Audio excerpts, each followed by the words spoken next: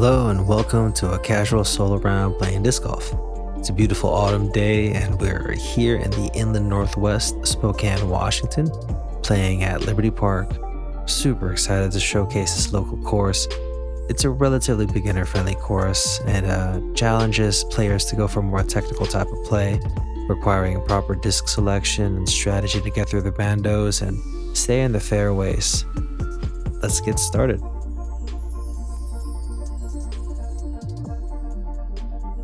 Starting at hole 1. It's in the A position and it is 243 feet. You're gonna wanna stay on that right side and use that open space to your advantage. Since there's just so much space, just use a beefy disc or a slightly understable mid to just use that hyzer flip and gently fade to the left. I'm going the beefy route using my destroyer.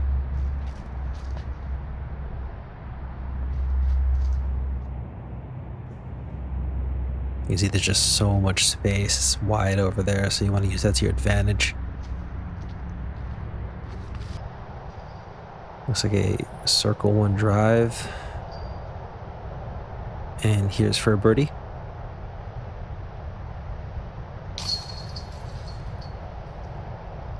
Good putt. Onwards to the next one. Here we go with hole 2. It is 194 feet, and again, these opening holes are pretty wide open, so it's really take your pick. You can go just a straight shot, a hyzer, backhand, or a forehand. It's really whatever you choose. For me, I'm going just the standard hyzer play with my AVR X3. It has a nice fade at the end, so I'm just going to go with a gentle hyzer.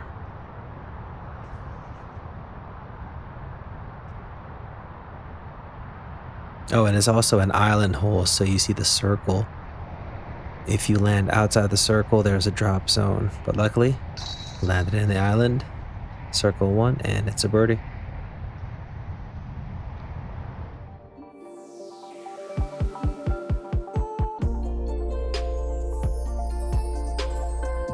Here we go with hole 3. It is 267 feet and it's a little bit more hidden for this hole. It's just this one pin position and it has a bunch of garden trees, so really want to get through. A good strategy is you want to fade your disc to land on the right side of the pin when you're facing it, just because if you're on the left, there's too many trees and shrubbery for you to pass through. So my strategy is to veer to the right side and hopefully land in a good position.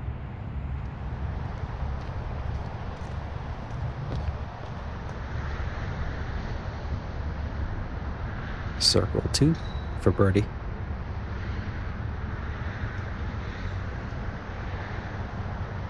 And you can see too, because in the little bit of a slope there, if you have a backstop, but it can also drop down and roll for par. And for bogey. Yeah, I don't know what happened there. I guess I just aimed too low.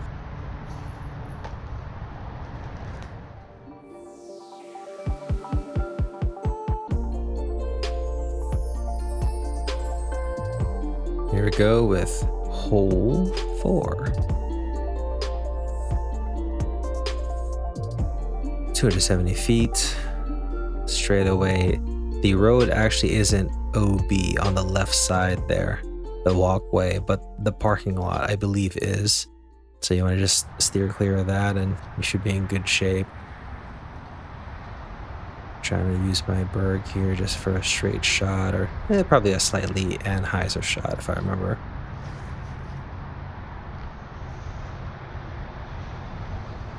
Landed on the road, but it's not OB, so it's all right. Yeah, I needed to aim a little bit more on to the right side. for birdie.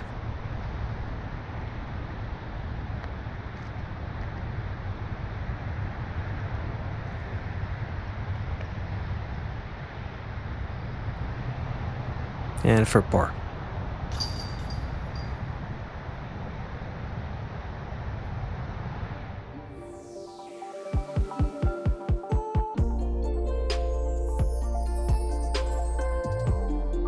Here we go with hole 5.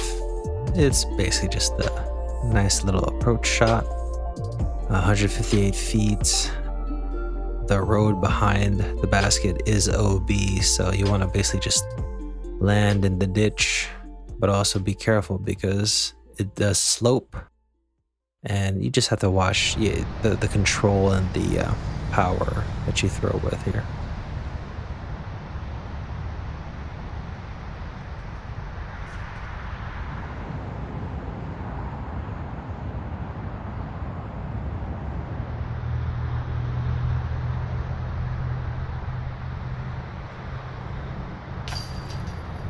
Good putt. Circle 1. Yeah, I've overpowered it plenty of times, so it's really just kind of like a finesse upshot. Onwards to hole 6. It's 216 feet. That pole is not a Mando, so feel free to go left or right of it. My strategy is usually, again, to use the wide open space, and this time it's on the right side of the tee. And I'm just trying to throw a nice hyzer forehand with my flat top Firebird, so it's super beefy. It's gonna turn a hard left.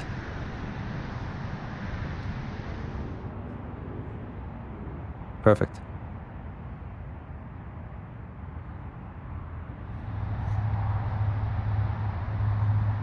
And nice park job for the birdie.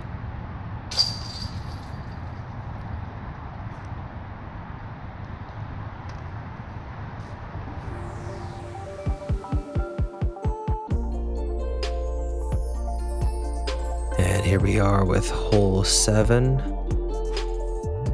It's kind of hard to see the actual route because I'm just walking here with my camera, but you're gonna have to go past the trees for this particular hole is asking for a spike hyzer. For me, since I'm a lefty, I'm just gonna go with my spike hyzer backhand.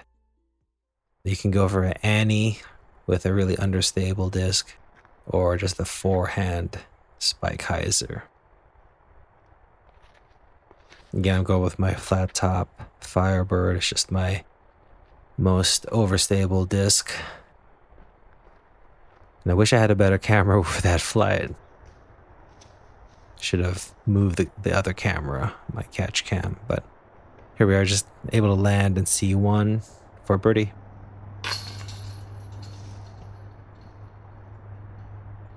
It's really just concealed, so you have to get over the trees in order to get to the circle.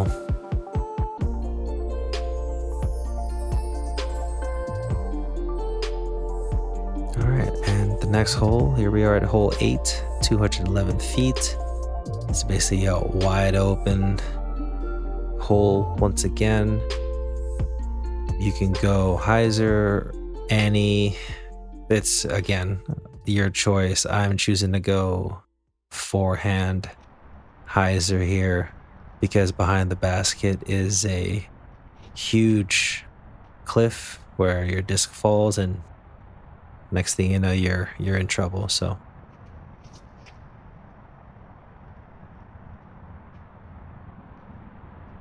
it's looking like I pulled the string a bit short there.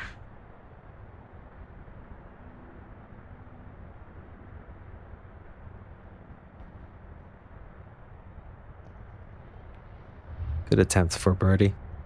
I'm just gonna clean it up here for an easy par. But with this particular hole, again, it can go from birdie to bogey so fast if you go past the basket and land in the ditch behind there. So I was just being too careful.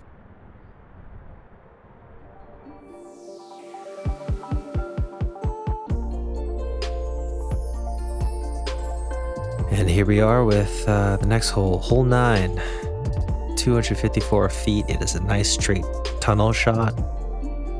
Pretty cool. You have to try to just get past through the shrubbery. Just go straight down the pipe. People also tell me there's a secret local route if you do a huge hyzer on the left side of the tee there, past the trees. I've never tried it before. I don't really have the arm for that, so I'm just going to go through the straight route.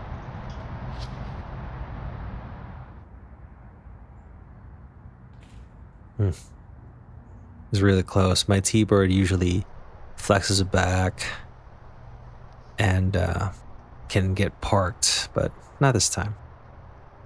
Outshot with the AVR X3.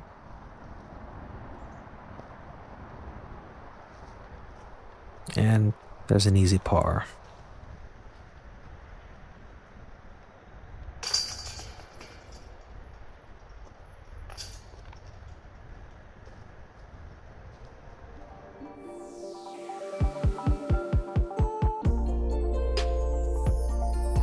Alright, moving on. Here we are at hole 10, 204 feet. Another straight shot. What I'm gonna do actually is I like to take the hyzer route. You just shoot it up on the right side there and have it hopefully land parked next to the basket.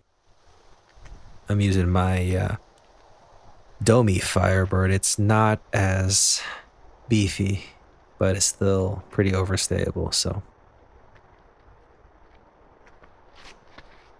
The reason is I wanted to glide a little bit more versus my flat top one, and not this time. I landed in the bushes over there, and you can see me moving.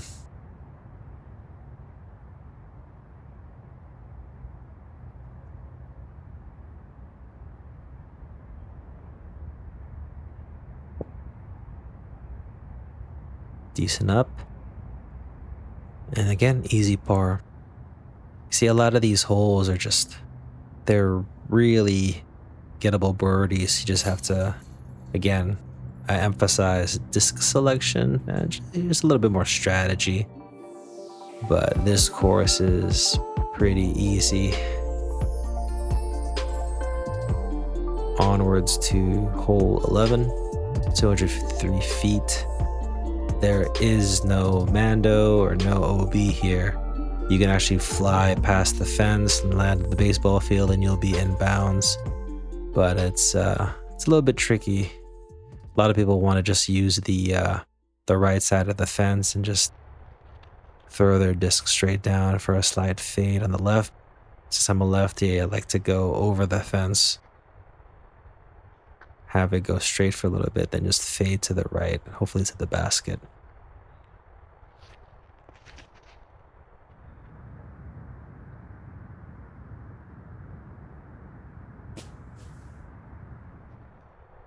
Not as wide as I had liked it, so as I would have liked it rather.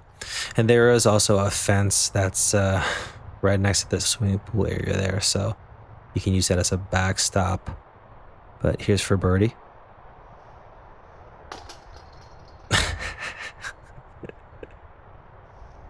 Is the easiest par you will get. Yeah, I landed in the shrubbery there, so I had to go up for a floating putt and didn't have the best aim.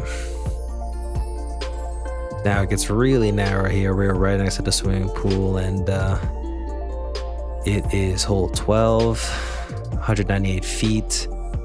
Obviously the swimming pool is OB. You do not want to land there. They've actually had added protection above, so you can see some fencing that they added. But basically you just want to ride the fence and let the disc roll and get to the other side. Using my beefy Firebird, and there's a nice counter skip.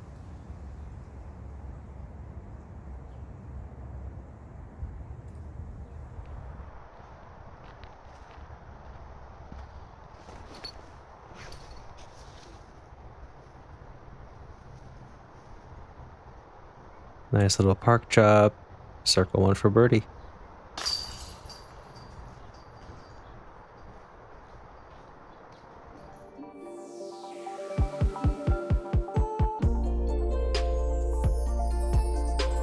And here we go. Next hole, hole 13. Par 3, 89 feet. It's literally just like a little approach shot. The only thing that can make it tricky is really if you land past the on the road, that's OB. I just aim for the sign there, and it's usually short enough that you can just get an easy putt.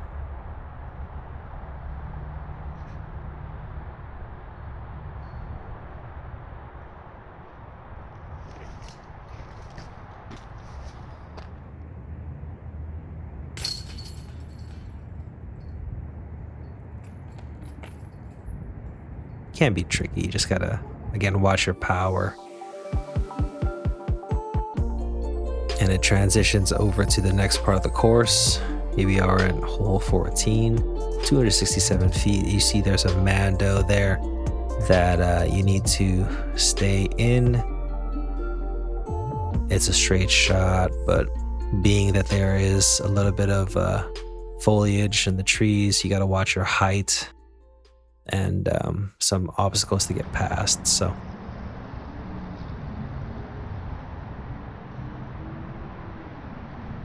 go for a nice straight shot to flex.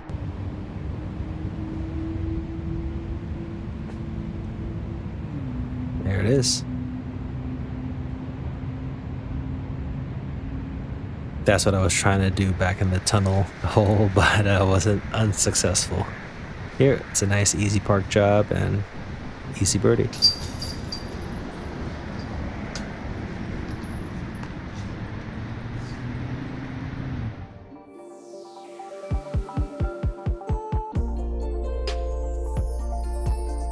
On to the next.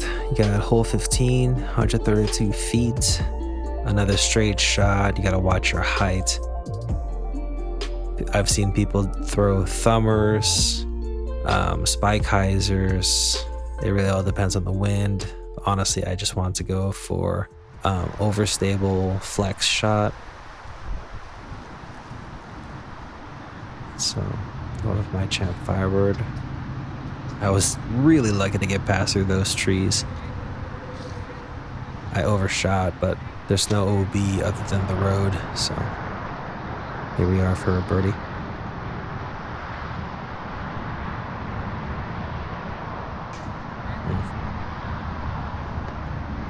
Solid effort, but again, easy par.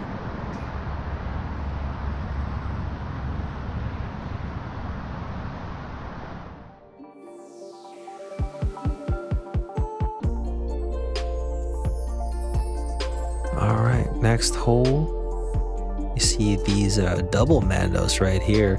Those two trees. Hole 16 is 279 feet.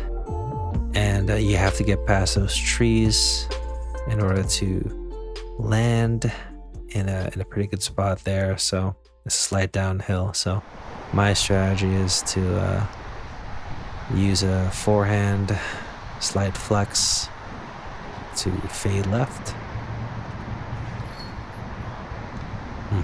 Made it past the Mandos, but hitting those branches, it just made the disc drop straight down, lost all the speed.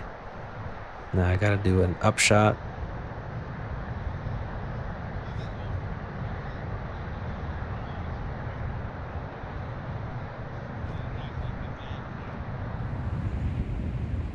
Ooh. Good up. And here's for par. It's a little tricky because of this bush, but a nice push putt, and got the par.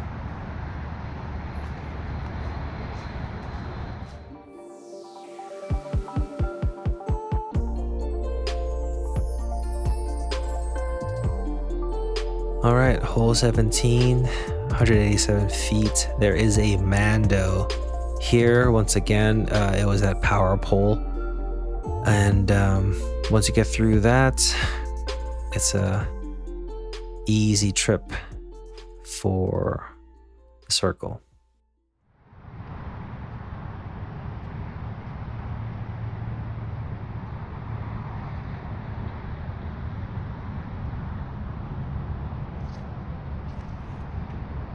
Oh, I got really lucky there actually. I don't know why, but the wind just made it fly up and over those trees. So I was lucky to land where I did. That putt was not good though. So I kind of wasted the opportunity. A little foolish of me. I don't even know. That was just bad aim. And here's for par.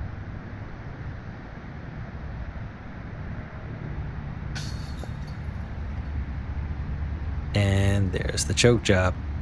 Yeah, I don't know. This particular hole that day was just silly. I couldn't.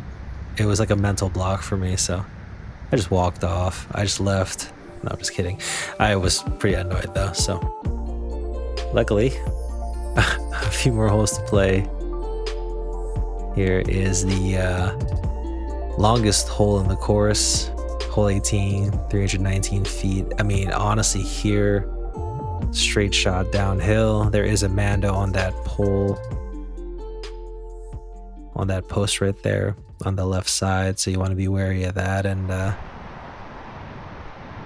my plan is honestly hyzer flip with a little bit of a flip up and then fade left to the fade right. Star Leopard. That's the job.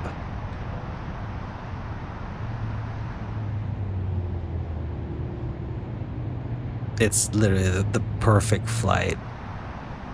You know, I try to play as much disc golf as I can, and a lot of the times my throws do not pan out as well as this one. So I'm very happy to have caught this on camera. It's a beautiful flight. Easy birdie. You know, the last hole makes me want to leave, but throws like that makes me, keeps me playing disc golf, honestly. All right, and here we are with the last hole, hole 19, 312 feet. There is another mandatory there on the left side, but other than that, you got to go past the mandatory, through some trees, and land. There is a backstop there too, so my strategy is to go with the my Champ T-Bird again.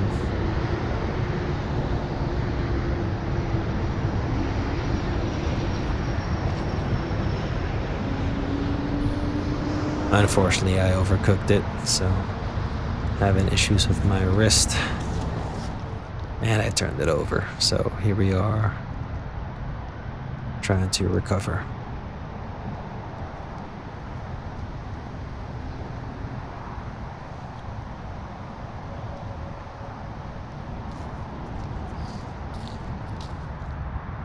And for par.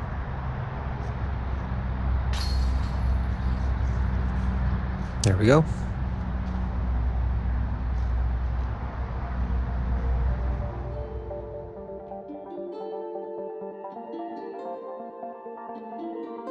All right. So that concludes the round. Honestly, not a bad round for me. One of my better ones. I was 50, which is 7 under, 47% birdies. For me, it's pretty good. And honestly, it's the course too. It's not the most difficult course, but it is really fun. It's technical. It helps you work on your upshots, your approach, and just really makes you think and strategize. So I really love the course for that. Appreciate y'all for watching and enjoy your off season. I'll see you next time.